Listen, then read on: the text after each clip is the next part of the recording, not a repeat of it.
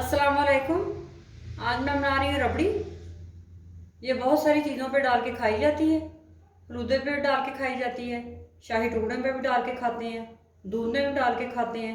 ये बहुत मज़े की बनती है, हेल्दी रेसिपी है। इसके लिए मैंने 2 किलो दूध लिया है। फ्रेश दूध है मेरे पास। जिस पैन में मैंने बॉयल करना है दूध को, उसी में मैंने डाल दिया। चीनी है मेरे पास 4 टेबल स्पून। इसको आप कम ज़्यादा कर सकते हैं। 3 अदद छोटी इलायची है। ये थोड़े से पिस्ते हैं मेरे पास गार्निश के लिए।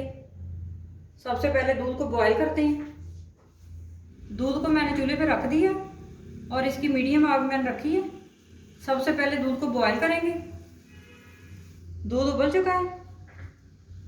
अब इसकी मैं आग हल्की कर दूंगी और वक्फे वक्फे इस चम्मच चलाते जाएंगे। इसको इतना गाढ़ा करना है कि आधा रह जाए।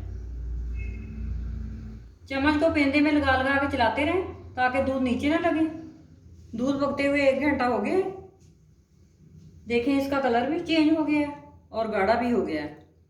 ये आधा रह गया, 2 किलो था। अब इसके अंदर चीनी ऐड करते हैं और चीनी को मिक्स करेंगे और इसको 10 मिनट तक और पकाएंगे।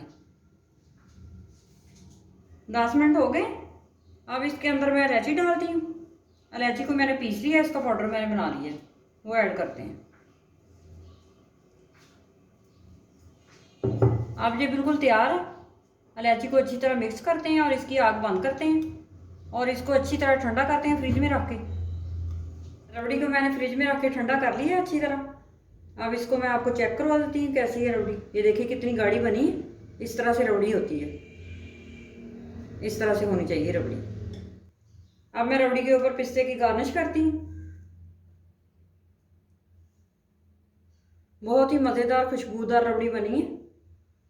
आप इसको दूध में डाल के खा सकते हैं, शाही टुकड़े पे डाल के खा सकते हैं, फलूदे पे डाल के खा सकते हैं। ये बहुत ही मज़े की बनती है। आप इस रेसिपी को ज़रूर ट्राई करें, शेयर करें, मेरे चैनल को सब्सक्राइब करें।